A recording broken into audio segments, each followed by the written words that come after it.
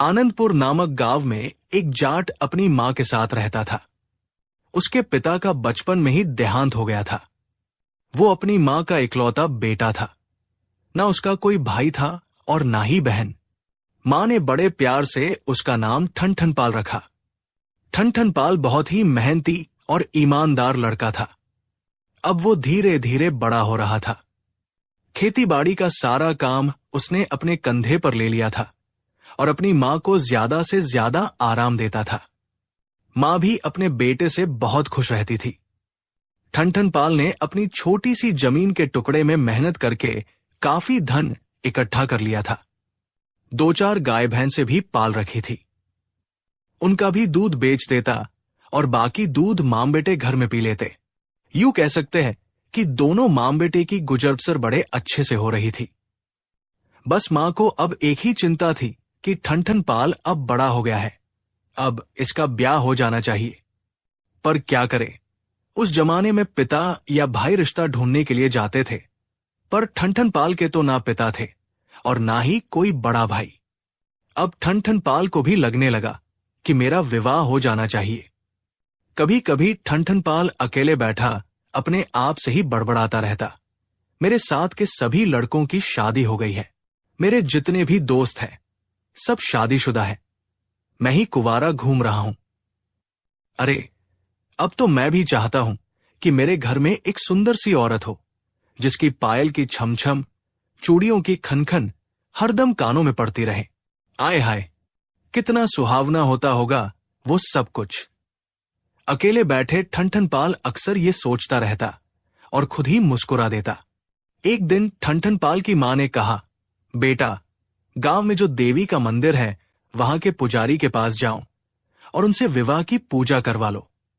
ना जाने हमारे ग्रहनक्षत्र हमसे नाराज हो रहे हों और पूजा कराने पर वो शांत हो जाए, और ऐसा करने पर हो सकता है तुम्हारा विवाह हो जाए।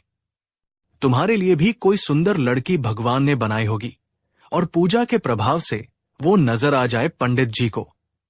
जब ठनठनपाल ने ये बात सुनी तो अगले दिन खूब तड़के उठा और पंडित जी के पास पहुंच गया और जाते ही प्रणाम करके पंडित जी के पैरों में लेट गया और बोला, पंडित जी, कैसे भी करो, कुछ भी करो, पर मेरी शादी करवा दो। पंडित जी ने उसे उठाया, आश्वासन दिया और कहा, ठीक है, तुम कल आ जाना, शादी की पूजा करवा देंगे।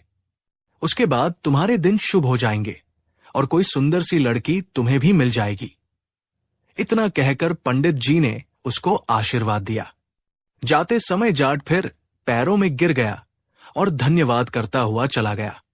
अगले दिन जाट उठा, नहाया धोया, बैलों की जोड़ी को अच्छे से संवारा, हल कंधे पर रखा और बैल लेकर मंदिर की तरफ चल दिया। उसने सोचा, पहले मैं पूजा करवा लूंगा, उसके बाद अपना हल बैल उधर से उधर ही लेकर खेत पर चला जाऊंगा। क्यों समय बर्बाद करूं? पूजा करके घर वापस आऊंगा, फिर बैलों को लेकर खेत पर जाऊंगा। इतने में तो मेरा बहुत सारा समय खराब हो जाएगा। सो किसान अपने हल और बैल लेकर ही मंदिर पहुंच गया। पुजारी जी ने देखा तो उस पर बरस पड़े। ये क्या तरीका है? हल बैल लेकर मंदिर में कौन आता है? तो किसान ने उनको सारी व्यथा बता दी कि पंडित जी, मैं समय बर्बाद नहीं करना चाहता, पूजा करवा के इधर से इधर ही खेत पर चला जाऊंगा। पर देवी मंदिर के पुजारी जी तो सुनने के लिए तैयार ही नहीं थे। बोले, नहीं नहीं, मंदिर में बैलों का कोई काम नहीं है। जाओ, पहले बैलों को घर बांध के आओ और फिर पूजा करना। अब थोड़ी सी दूरी पर ही एक हनुमान मंदिर भी था।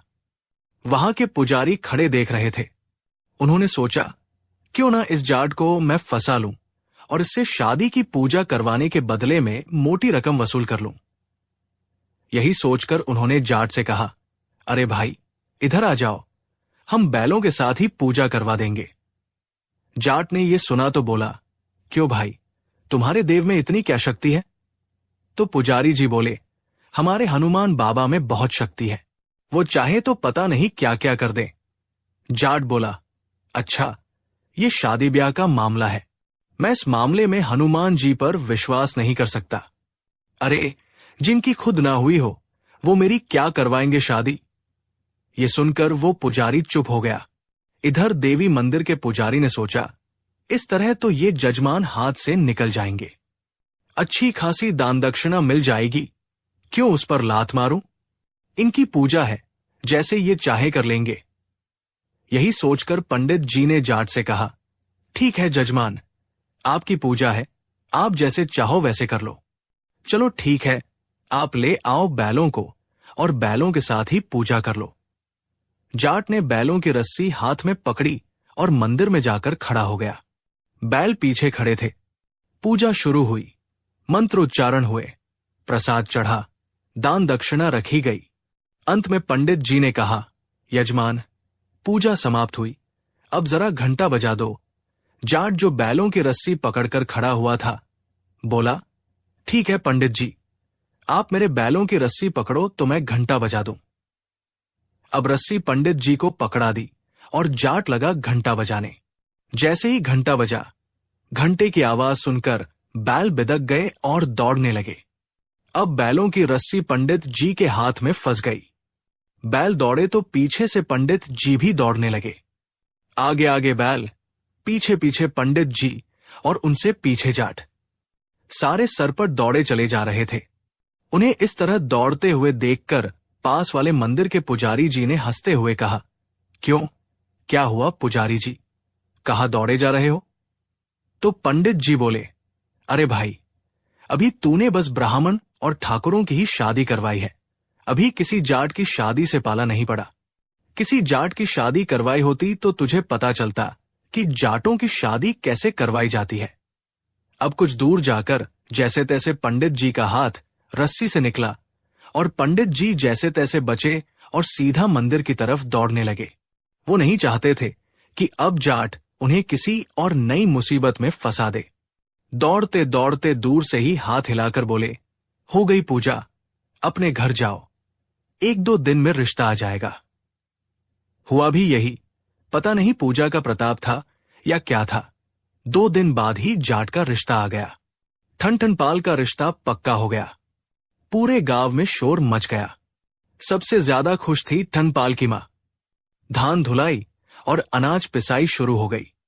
निश्चित समय पर बारात गई और एक सुंदर सी लड़की से ठन-ठन-पाल का ब्याह हो गया। ब्याह के बाद दुल्हन आई, 2-3 दिन ससुराल में रही और अपने मायके होकर चली गई। अब ठन-ठन-पाल का अपनी बीवी के बिना घर में मन ना लगता। एक दिन अपनी मां से बोला, मां, शादी के बाद लड़कियां ससुराल में अच्छी लगती हैं, मायके में नहीं। मेरी बीवी को बहुत दिन हो गए हैं, क्यों ना मैं उसे लिवा कर ले आऊं। शर्माते हुए ठन-ठन-पाल ने जब ये बात कही तो मां भी मना ना कर पाई और बोली, हाँ बेटा, सही कह रहे हो। बहू जब से गई है घर सुना सुना सा हो गया है। पहले तो हम रहते ही थे, पर अब बहू का जब से घर में वास हुआ है तब से उसके बगैर घर सुना सुना सा लगने लगा है। तू कल ही चला जा और बहू को लिवा कर ले आ। मैं आज ही खबर भिजवा देती हूं बहू के मायके में कि कल मेरा बेटा बहू को लेने आ रहा है। अगले दिन ठन-ठन-पाल सवेरे तड़के उठकर नहाया धोया और बैलगाड़ी लेकर अपनी घरवाली को लेने चल दिया। पहले कोई यातायात के ज्यादा साधन तो होते नहीं थे, लोग अपनी बैलगाड़ी से ही आते जाते थे। शाम होते होते ही ठन-ठन-पाल अपनी ससुराल पहुंच गया। ससुराल में ठन-ठन-पाल का जोरदार स्वागत हुआ। चूल्हा जला, खूब इंतजाम होने लगा, पूरी पकवान बनने लगे। उसकी बीवी की सहेलियों ने तरह तरह के व्यंजन बनाए, पूरी, सब्जी, हलवा। अब पूरियां छोटी छोटी बनी थी। ठन-ठन-पाल जैसे ही खाना खाने बैठा, उसने देखा कि बहुत छोटी छोटी पूरियां हैं। उसकी मां तो बड़े बड़े बनाती थी, यानी कि बड़ी बड़ी रोटियां बनाती थी और उनमें से 4 टुकड़े करके वो खाता था। अब उसने देखा छोटी छोटी पूरियां हैं तो एक एक पूरी पर सब्जी रखता और ऐसे ही निगल जाता। सालियों ने जब ये देखा तो वे उसका खूब मजाक उड़ाने लगी और हंसी मजाक करने लगी। अब ठन-ठन-पाल की बीवी को ये सब अच्छा न लग रहा था कि उसका पति इस तरह से निरा बुद्धूपन से खाना खाए। पढ़ी लिखी, समझदार थी, सो उसे ये हरकत अच्छी न लग रही थी। चूल्हे पर पूरियां बनाते हुए वो इस बात का इंतजार कर रही थी कि ठन-ठन-पाल कब उसकी तरफ देखे और कब वो उसको इशारा करे।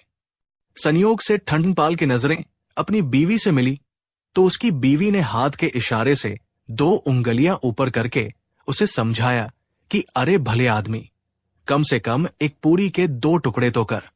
ठनठनपाल को लगा कि बीवी बोल रही है कि एक एक नहीं, 2-2 खा।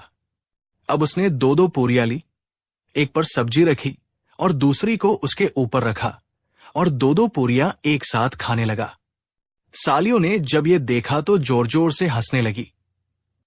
अब उसकी पत्नी को और ज्यादा गुस्सा आ गया। माथे में हाथ मारकर सोचने लगी, हे भगवान, कैसा निरा बुद्धू आदमी पल्ले पड़ा है, इसे तो खाने तक की तमीज नहीं है।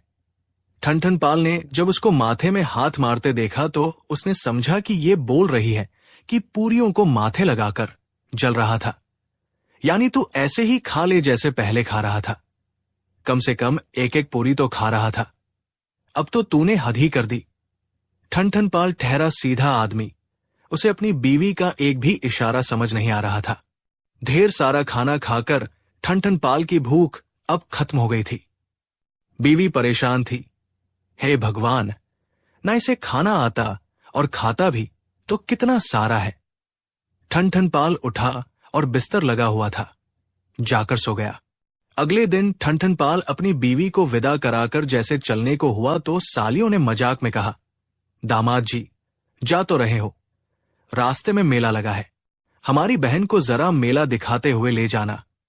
ठनठनपाल ने हाँ में सिर हिलाया और अपनी बीवी को विदा करवाकर वहां से चल दिया। रास्ते में सचमुच में मेला लगा था, सो ठनठनपाल अपनी सालियों के कहे अनुसार अपनी पत्नी को मेले में लेकर चला गया। थोड़ी देर इधर उधर घूमने के बाद मेले में उसकी पत्नी खो गई। ठनठनपाल चारों तरफ अपनी पत्नी को ढूंढता फिरा। पास में ही एक राम जी का मंदिर उसे दिखाई दिया।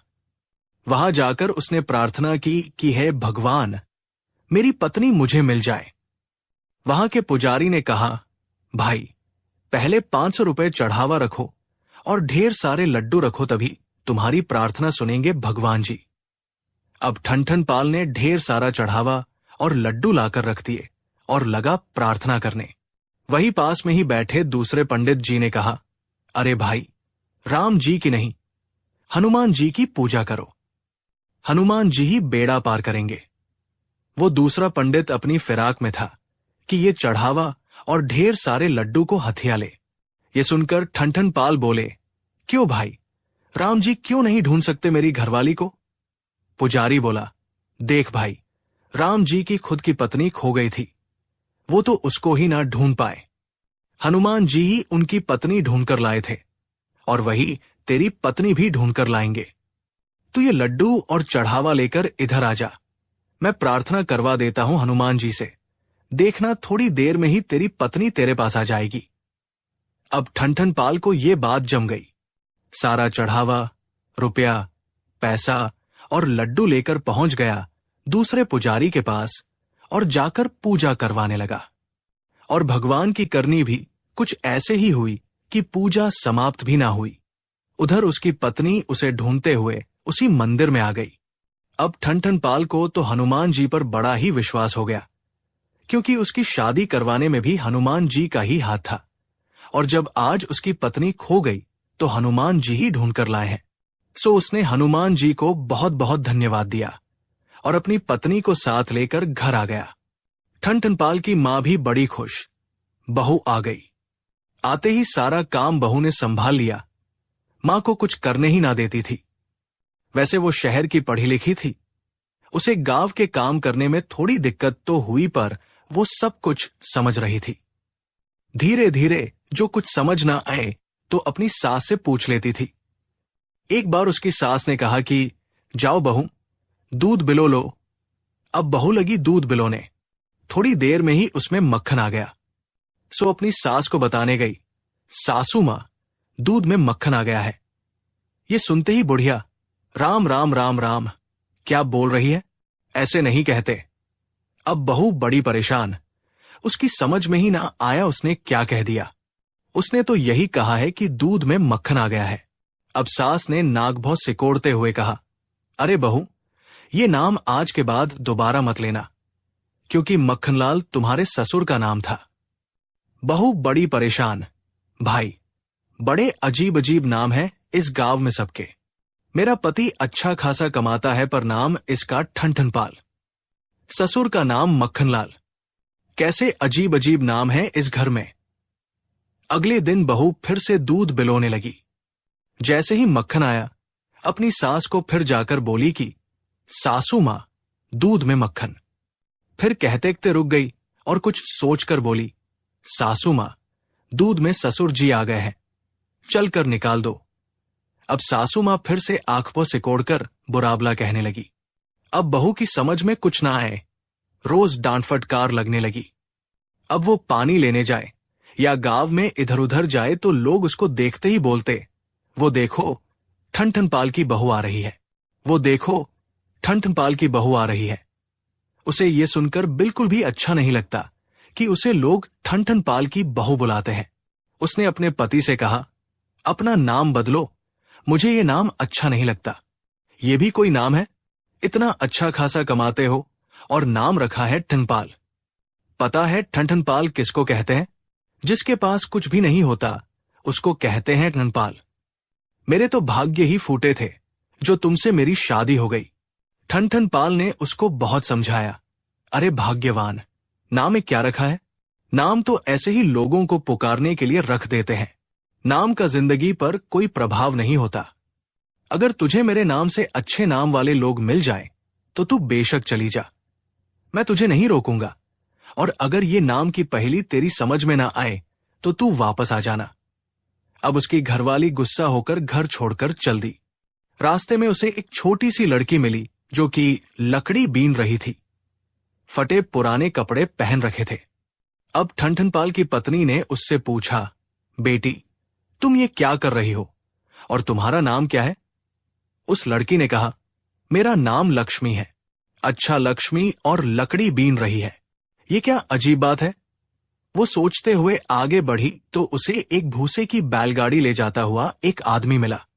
उस आदमी से उसने रास्ता पूछा और रास्ता पूछकर बोली, भैया तुम्हारा नाम क्या है? तो उस आदमी ने कहा, मेरा नाम धनपाल है। वो सोच में डूब गई। बैलगाड़ी में भूसा ढो रहा है और नाम है धनपाल। थोड़ा आगे बढ़ी तो एक शवयात्रा जा रही थी। उसने उन लोगों से पूछा, भैया क्या हुआ इनको और क्या नाम था इनका? लोगों ने कहा, राम राम राम, बड़ा बुरा हुआ। बड़े अच्छे आदमी थे बेचारे। नाम क्या था इनका? नाम था अमर सिंह। बस वहीं से वापस लौट आई और घर की दहलीज पर जैसे ही कदम रखा तो उसके पति ने कहा, अरे भाग्यवान, लौट आई। तुम तो गुस्सा होकर जा रही थी, फिर वापस कैसे आ गई? बोली, मेरी नाराजगी दूर हो गई। ऐसा क्या देखा भाई तुमने जो तुम्हारी नाराजगी दूर हो गई और तुम उल्टे पैर घर की तरफ आ गई? अब वो बोली, लकड़ी बीने लक्ष्मी, भूसा ढोए धनपाल, अमर सिंह तो मर गए तो भले मेरे ठनठनपाल। ये सुना तो ठनठनपाल की आंखों में खुशी के आंसू आ गए और उसकी पत्नी भी समझ गई थी कि नाम से कुछ नहीं होता। तेरा पति अच्छा खासा कमा लेता है, तेरी सारी ख्वाहिशें पूरी करता है, तुझे खुश रखने की कोशिश करता है। रही बात सासू मां की तो वो पुराने विचारों की है। कोई बात नहीं, दिल की तो अच्छी है, सब निभ जाएगा। ये सोचकर हंसी खुशी रहने लगी। तो दोस्तों, आज की हमारी कहानी कैसी लगी